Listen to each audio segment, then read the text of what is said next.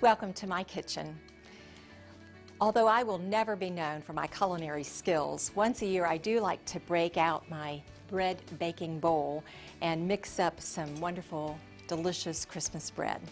This has been a tradition in my family as long as I can remember, and I got the recipe from my grandmother. It's an old Norwegian Christmas bread, a sweet bread.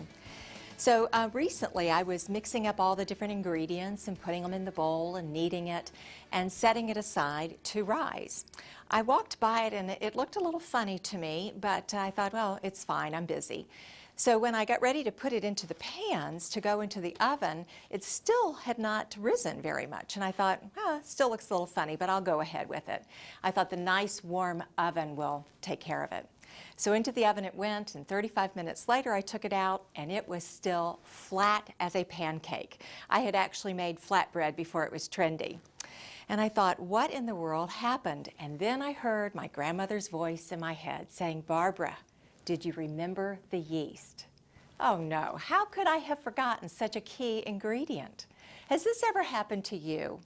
You've left out a key ingredient? What I learned is leaving out a key ingredient always affects the outcome. Now, what does this little story have to do with today's session? Well, when Jesus left heaven to come to earth, he had one main mission, and that was to usher in the kingdom of God. If you should read the New Testament with fresh eyes, which I hope that you will, the kingdom of God has two main parts. First, Jesus came to show us the pathway to heaven. And secondly, he came to show us how to live on earth, to serve others, particularly a group he was very fond of, and that was the least of these. So salvation and service together usher in the kingdom of God. When I make Christmas bread, there are two main ingredients. There is flour and there is yeast, and together they make delicious and beautiful bread.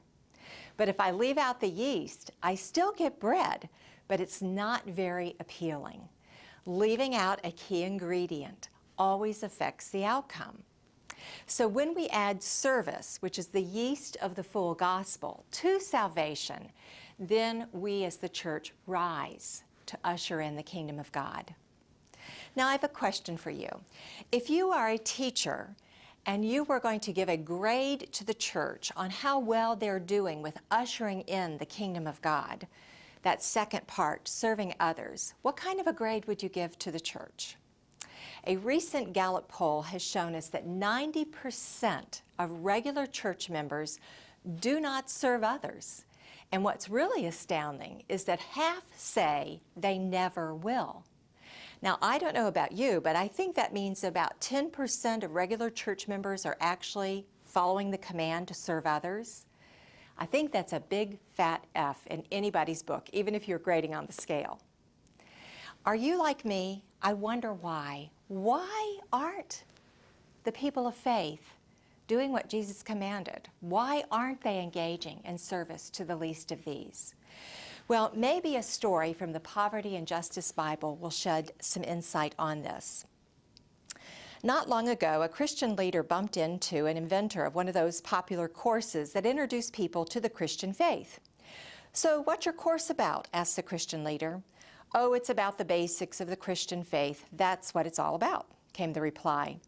So you mean things like care for the poor, the sick, those infected with HIV/AIDS, and the rejected of our world, those kinds of things?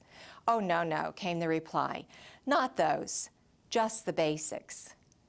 But how can the issues of poverty and justice be left out of the basics if there are so many mentions of it deeply enshrined in the pages of the Bible?